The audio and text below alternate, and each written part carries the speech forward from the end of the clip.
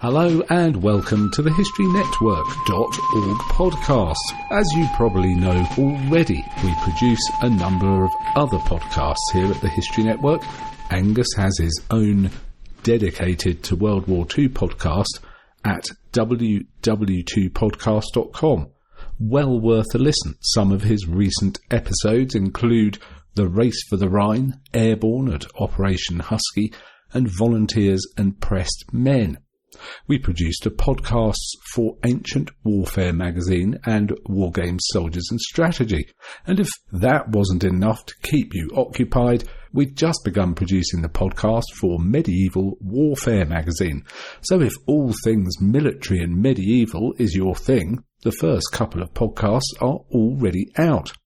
The easiest way to find all of this info is to go to the website, thehistorynetwork.org, and hover your cursor over the podcasts menu in the top left of the homepage, and you can select anything you wish from there. By the way, we also sell our own podcast past seasons here at the History Network via the website. Just go to the store link there. There are plenty of seasons to choose from, each one running from between 3 and 5 hours, depending on which one it is, and we sell these as nice chaptered files for download at just £2 each. The HistoryNetwork.org podcast, Season 22, Episode 7, Pamwe Chete, Part 2, the Nyadzonya Raid. This episode was written by Captain Will Taylor. Will is a graduate of the Australian Defence Force Academy, where he majored in Australian military history. He maintains a keen interest in British military colonial history and is a member of the Australian Army History Society.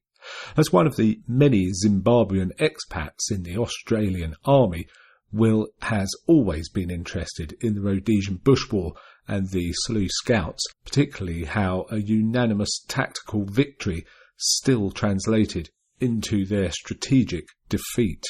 This podcast is written as a sequel to Pamwe Chete, the story of the Selous Scouts.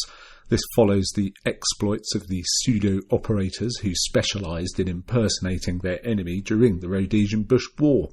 To better understand the topic, it is recommended that listeners also listen to Season 20, Episode 5.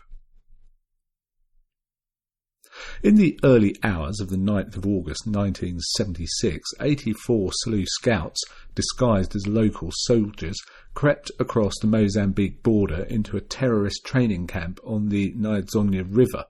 In the few hours that followed, 4 Selous Scouts were lightly wounded. However, over 1,000 ZANLA recruits lay dead, and twice as many were estimated as wounded. This raid was to go down in history as a textbook example of special forces employment in asymmetric warfare, showing how small teams of highly motivated and highly trained troops could inflict vastly disproportionate results. The Rhodesian military named the assignment Operation Eland, taking its name from the large African game antelope. It would, however, be remembered in history by another name, the Nyadzonya Raid. The background to this raid needs to be understood before its effects can be truly studied.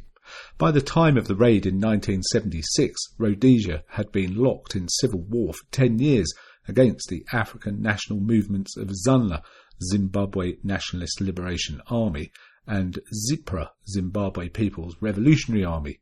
The small white population of less than 300,000 was struggling to control the vast country against the frequent guerrilla incursions who readily found safe haven in the neighbouring countries of Mozambique and Zambia.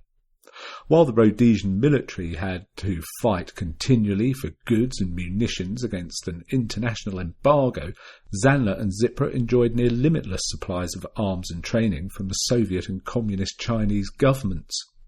The Rhodesians' only ally in this conflict was the mineral-rich South Africa to the nation's south, who had the additional influence of being the sole supplier for the entire nation's petroleum.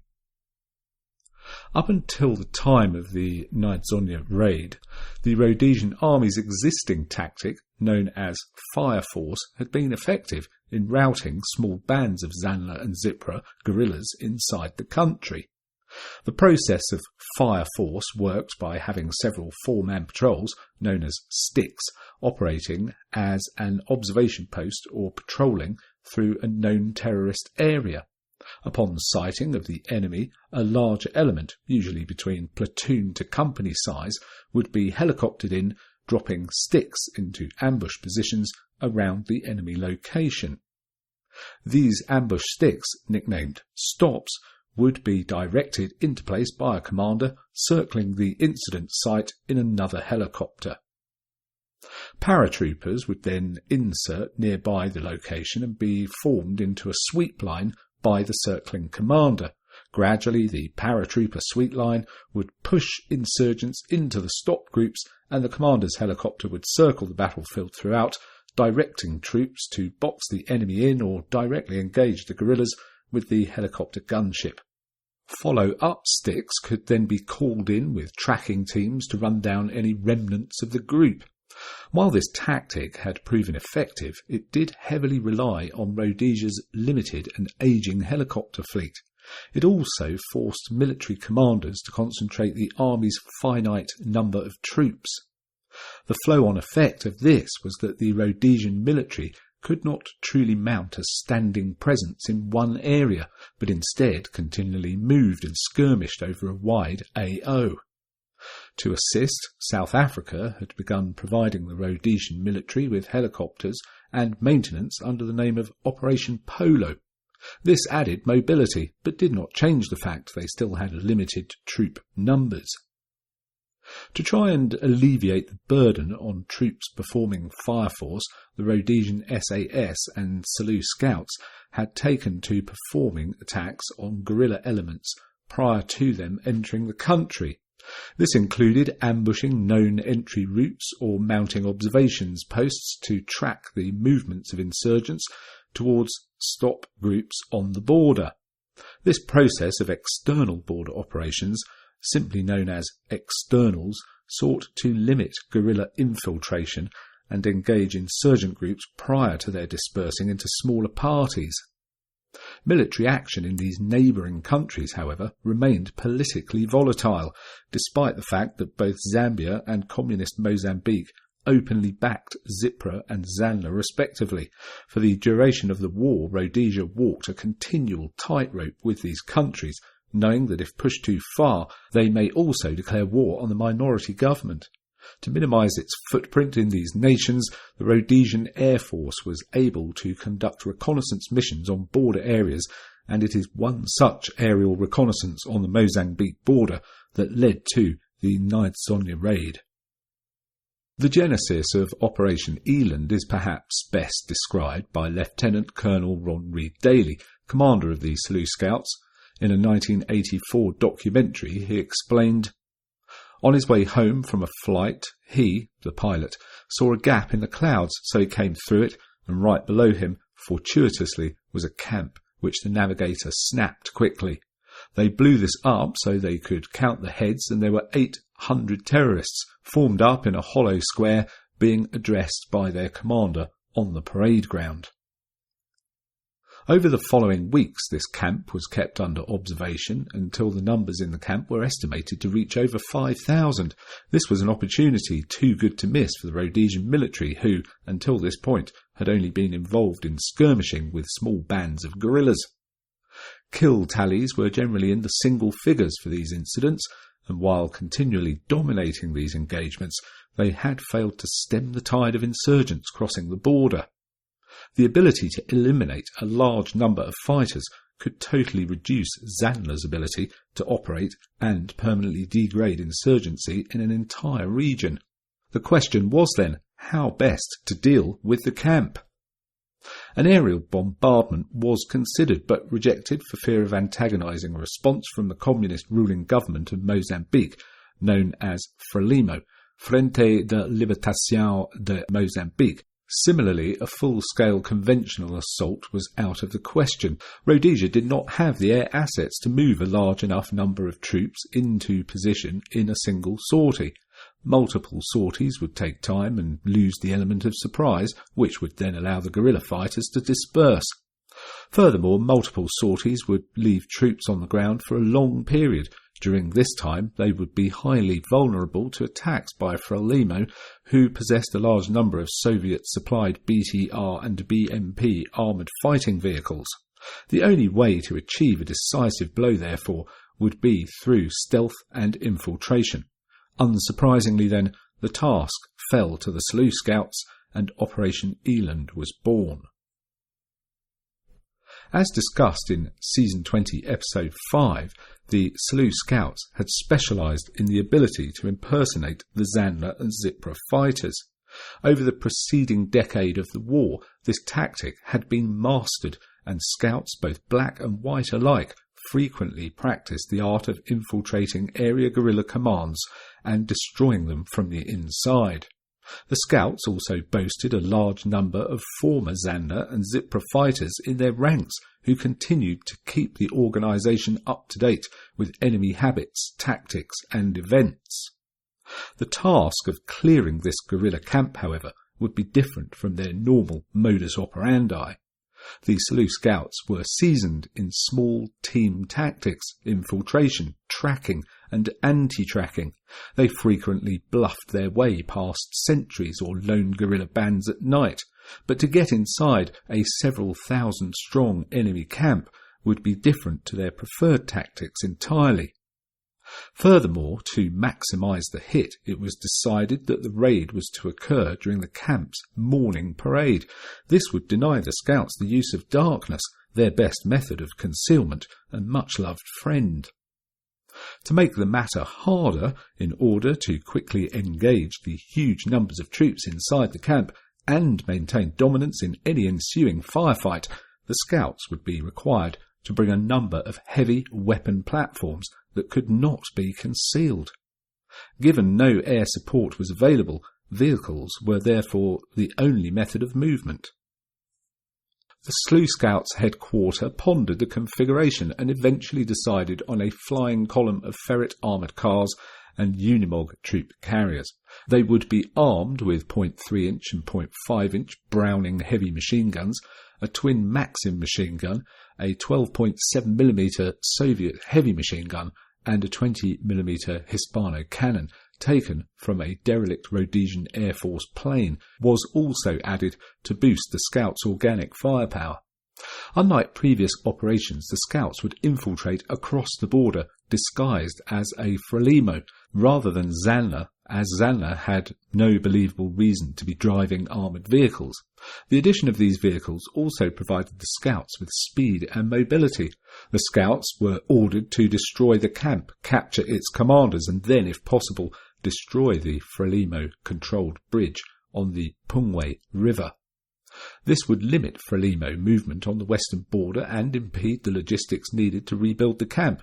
Due to the political sensitivities, if the column was discovered or cut off, additional troops and air support would not be available. This stacked the situation against them, but the Scouts did have an ace up their sleeve.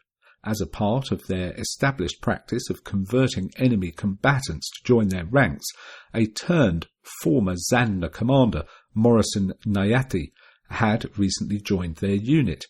Nyadzonya had recently returned from the camp at Nyadzonya, and his capture by the Rhodesians was not known to ZANLA.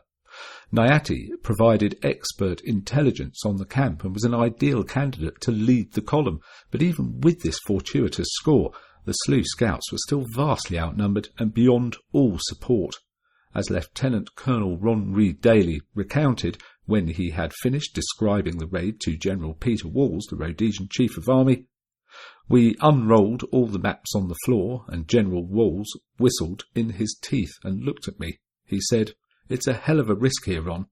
I said, 'It'll work, sir. It'll work, because it's the last thing they'll expect.'" So, with the element of surprise, a few armoured vehicles, and their best disguises, 84 Selous Scouts set off to conduct the largest raid of the Rhodesian Bush War. Just after midnight of the morning of 9th of August, 4 ferret armoured cars and 7 Unimogs under the command of Captain Rob Warwicker crossed the Rhodesian border near Umtali and drove east into Mozambique. The scouts were dressed in Frelimo uniforms, and the white scouts had dyed their skin and altered their appearance to look like Africans. Around 2 a.m. they passed the sleeping Mozambique town of Villa de Manica and cut the telephone lines to prevent possible word of their presence, passing to the Frelimo garrison of Chimoio, a few hours away. Their movements were described as uneventful as they reached Bandula and drove north on a tarred road, blending in with the normal highway traffic. After a distance they departed from the highway and took a dirt track to the area of the ZANLA camp. A group with 81mm mortars was then left on the track to cover their escape, while the remaining armoured cars pressed on the short distance into the Nyadzonya camp. At 8 o'clock in the morning the force entered the camp, and a Portuguese-speaking sergeant from the scouts announced to the crowd that Rhodesia had fallen. The response by the camp was unanticipated by the scouts, as the undisciplined mob on the parade broke ranks and suddenly surrounded the vehicles, shouting and screaming. Wide-eyed, the scouts watched as the crowd grew and grew around them, getting far larger than expected. Suddenly a ZANLA recruit from the crowd noticed one of the soldiers in the back of a vehicle was white, and panic took hold of the crowd. Fearing being overrun by a crowd over 50 times their size, Captain Warwicker gave the command to open fire. The effect of firing on this packed crowd at close range was immediate and devastating. The 20mm Hispaniola cannon is a World War II high-explosive projectile weapon designed to cripple aircraft. Its effect alone on dismounted troops at close range would have been devastating. Augmented by the added 12.7mm twin Maxims and the Browning machine guns, this would have been overwhelming. Reid Daly described the effect of the scouts' weapons as like a scythe through a cornfield. They just went down like flies. Another account from Sergeant Andy Ballam, the commander of the mortar detachment, later described the events in his biography. My body went cold. The hair on the back of my neck stood up as I watched in amazement and fear as the column, in extended line 20 metres to my front and facing the parade ground, was swamped by a tide of black bodies with 4,000 or 5,000 cheering ZANLA recruits running forward to greet them. Long yellow flames shot from their barrels, vehicles shuddering under the recoil as the entire column opened fire. Faces disintegrated, bones shattered, meat shredded, blood boiled, skin burned. I watched, fascinated by the horror unfolding before my eyes. Then a bullet smashed into the vehicle I was standing on, bringing me back to earth and giving me a frightening reminder of where I was. Then silence, awesome, eerie in its completeness.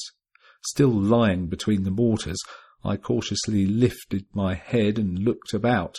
Where 30 seconds ago had stood a large cheering crowd of terrorists, there was only emptiness and silence.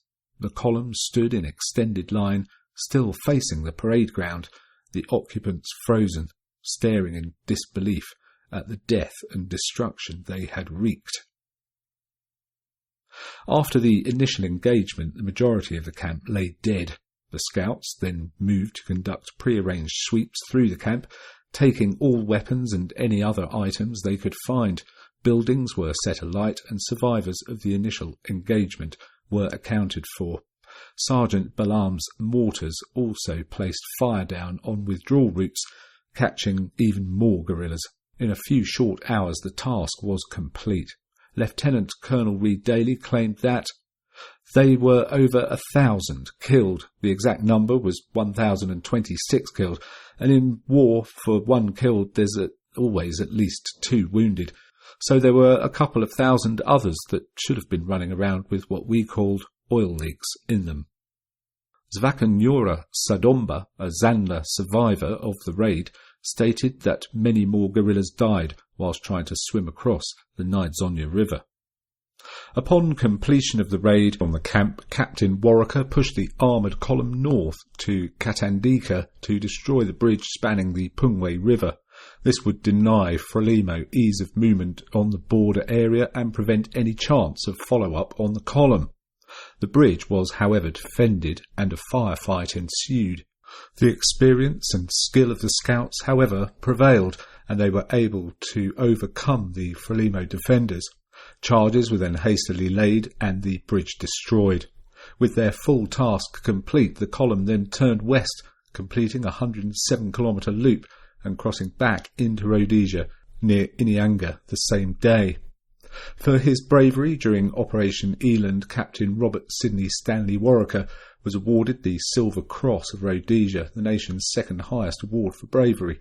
His citation reads, "He displayed leadership of the highest order. He personally led an attack on the roadblock protecting the Pamwe Bridge and then proceeded to lay explosive charges whilst under fire from the enemy."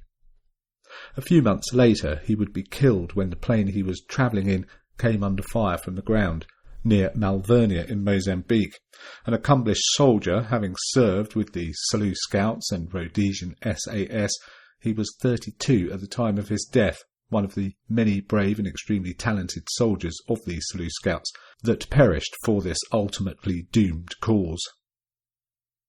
The effect of the raid on ZANLA was immediate and devastating. While skirmishes and small engagements had been common throughout the previous 10 years of the war, never before had a major ZANLA base been destroyed and such a large number of casualties inflicted. The effect on morale and recruitment was equally devastating. Edgar Takere, the 1976 ZANLA commander, described an encounter with Robert Mugabe, the then ZANU leader and future president of Zimbabwe. Mugabe reacted. He said to me, "I am beginning to wonder if this armed struggle is worth pursuing." That's what he said to my face when I expected such things to make someone more resolute. He said this. The raid also added a much-needed morale boost to the Rhodesian people, suffering through a decade of civil war and economic sanctions. For the year of 1976, the Nyadzonya Raid accounted for 61% of all terrorists killed, and proved to ZANLA that the Rhodesian military was capable of striking anywhere. This subsequently forced ZANLA to decrease insurgent operations in Rhodesia, as larger guard forces were now needed on all training camps. It also forced other camps to be moved further back from the border, stretching the supply chains for guerrillas inside the country. Operation Eland was by all metrics a textbook example of special forces employment. Despite all this, the Nyadzonya Raid would eventually do more harm than good for Rhodesia. PR and the effects of media were not well understood at this time, and like the Vietnam War, battlefield journalism had a profound strategic effect. The Rhodesian government did not have the same level of engagement with international communities as their opponents enjoyed due to years of international travel and trade embargoes. So when ZANLA lobbied that Nyadzonya had been a refugee camp, despite later being proved false, this claim went unopposed. International media outlets also reported the Rhodesian security forces' action as a massacre, as they were unable to understand how a small band of soldiers could inflict such damage. The claim that the camp was a refugee location was further amplified by the fact that the Selous Scouts had stripped the location of all weapons and military intelligence and set fire to the huts. When reporters toured the camp, they therefore were unable to detect any expected appearance of military activity. All this, plus a growing global anti-colonial sentiment, allowed ZANLA's claims of it being a massacre of refugees to go unchecked, and Rhodesia was further isolated.